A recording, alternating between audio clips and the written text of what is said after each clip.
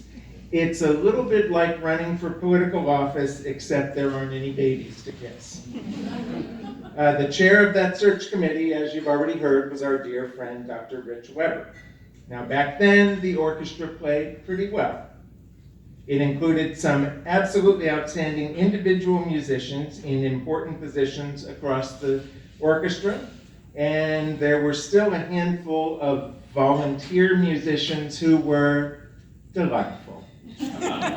But the thing that really struck me about the musicians of the orchestra, as you've already heard from Anita, was how much they loved being there, playing together. Most everyone in the orchestra had a day job or a real job, and while they were paid to play in the BSO, you could tell that money was not the reason they were there. They were there for the music, and I loved that. The guild members and board members were also wonderful, so proud of their orchestra and their community. The organization had a strong connection to the school music programs across the county, and a strong connection to its youth orchestra, the BSYO. The audience members were fabulous, so supportive of their orchestra and so open to hearing different kinds of music, and also very intrigued by the process that put a different conductor in front of their orchestra from one concert to the next all season. It was like American Idol before there was American Idol.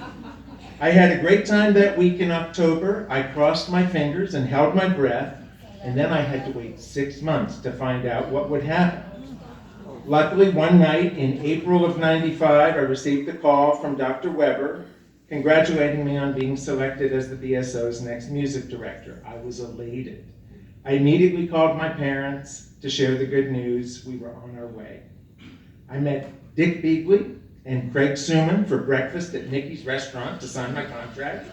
I met Dr. Weber later that day for lunch at some Chinese restaurant in Rockledge that I don't remember the name of, and he introduced me to an arts writer for Florida Today named Cam Harbaugh, who interviewed me for the article that would announce my appointment as the orchestra's new conductor. Best of all, I got to spend time with the orchestra's wonderful executive director, Fran Delisle. We had a season to plan. All we had were the concert dates.